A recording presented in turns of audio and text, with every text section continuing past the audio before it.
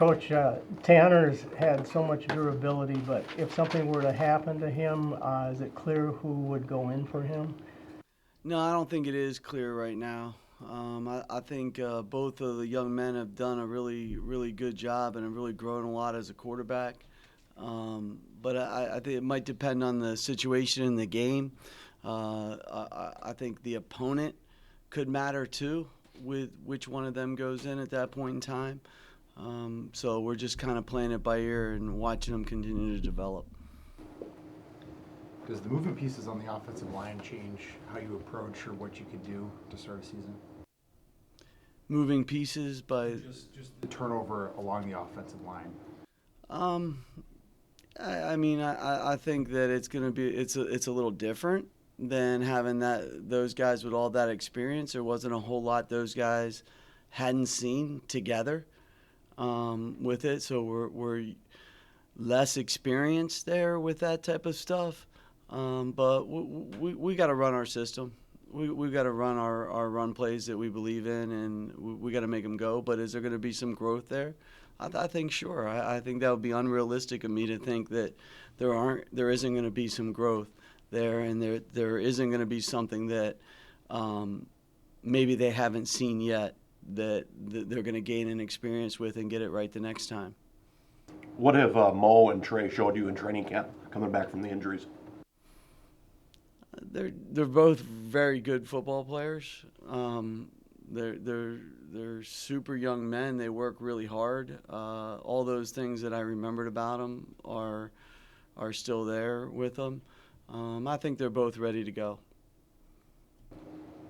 What do you remember most about spotting Ariante at a satellite camp? Honestly, I remember Brian Callahan had to leave the camp to go to another camp or somewhere he was going.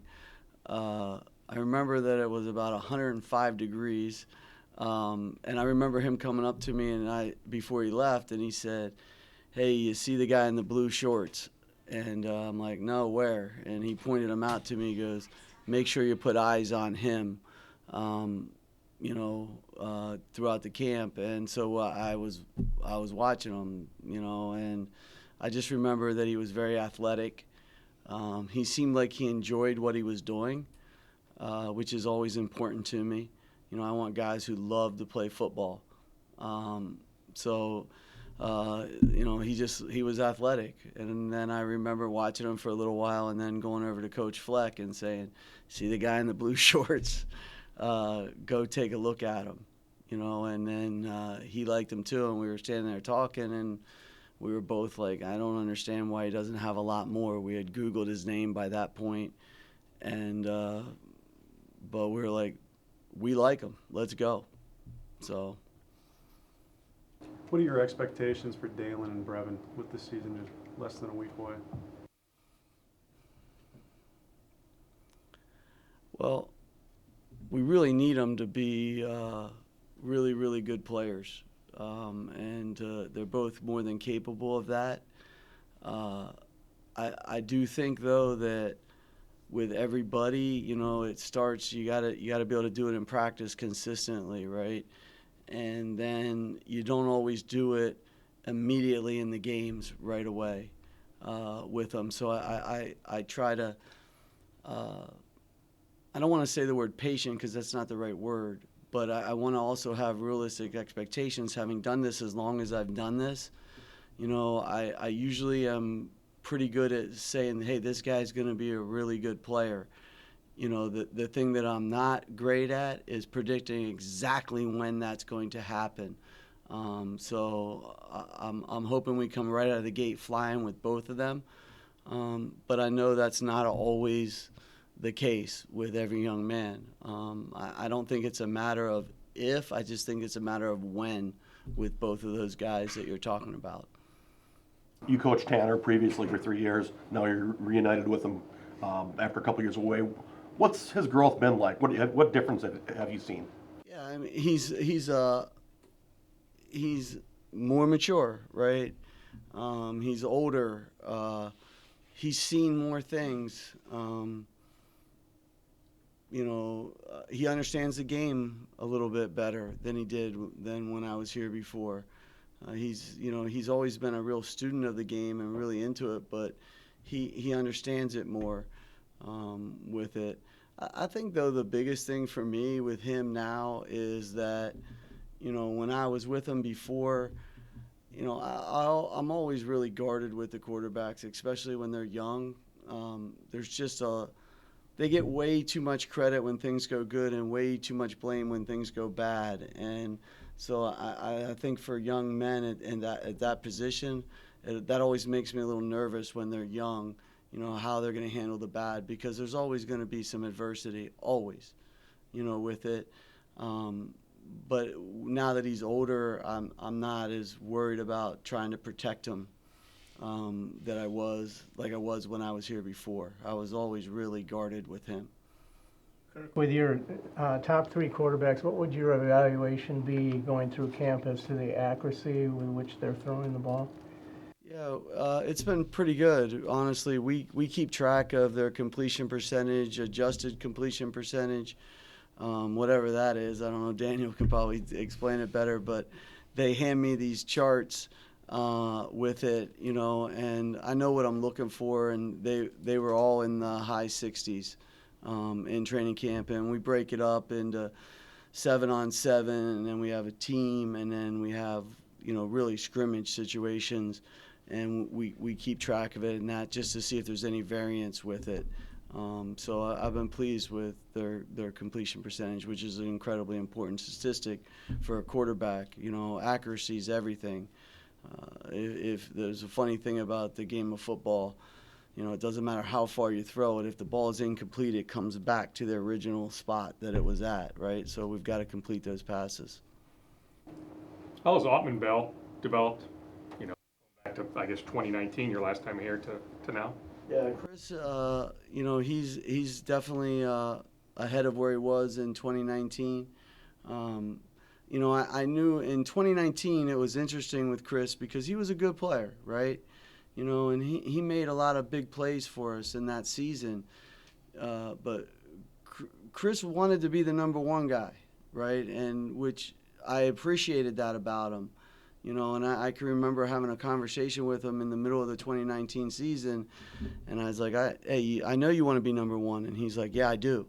I said, well, if you want to be number 1, you got to play like the number 1 guy, right? And otherwise, right now, you're the number 3 guy. That's where you are. But the thing I loved about Chris in that 2019 season, he was never, pouty about it. He never worried about how many targets he got. He just went out and played and handled his role to the best of his ability. And like we saw, what a play he made against Fresno State, right, to make that catch. He had a lot of big plays for us within the season. So like when I came back here, though, he's waited his turn, and we had a couple of conversations in spring ball, like, hey, listen now, there's no charity here. Like, you play like the number 1 guy. You want to be the number 1 guy. And I think that what Chris has done a great job of is in the last probably 10 days of training camp, he's performed like a number 1 guy, right? And that's really what I've been waiting to see from him. And, he had a little hamstring in the summertime with it and was coming back from that. And so it was great to see him be consistently be that guy. Because the thing about, a great receiver, he's a great receiver every single day. Every time that ball is in the air, he plays like a great receiver, and that's what we're trying to get across to our guys right now, is you got to great receivers are great every day. Great ones, not guys that make a great catch, not guys that are good and then they have a great game. Great players are great players every day. And Chris has really been real consistent here probably these last 10 practices for us. Nick, 1 or 2 more for Coach? There's a lot of unknowns with New Mexico State and the personnel and new coach and everything. How do you prepare for that? What's the keys there? Yeah, rules and principles, right? Like we really really harped really hard. We always do in our offense about, we have these rules and principles within the plays. Follow your rules. You'll hear us all the time on the practice field. You can solve the problem right now. Just follow your rules. You got to be able to think deductively under the pressure of the situation with it. But I'll be honest with you, I was thinking the other morning driving in and trying to think of all the years I've been doing this, of have I ever been at this point where there was so much uncertainty for me at this point in time leading up to this first game. And I couldn't remember a time where, I didn't have some great intel that I thought I didn't know I was 100% right, but we thought like the intel we had was leading us pretty good in the right direction with it. I'm really looking forward to seeing that game on Saturday night and seeing exactly what we're going to get, from these guys, because there's a lot of diversity there. There's, Coach Kill and what his defenses have been like in the past. The guy who's a defensive coordinator there, he was a defensive coordinator at Southeast Missouri, but the head coach called it. How much was his? How much wasn't? He spent a year at Oregon as an analyst. What did he really like there? The defensive coordinator at Oregon at the time, Andy is one of the top defensive coordinators in the country. So I'm sure he learned a lot there and a lot of ideas that, that he's decided to put into his own system the next time he gets a chance to run his own system, which is now for him. All right. Thank you, everyone. Thank you, Coach. See you guys. Take care.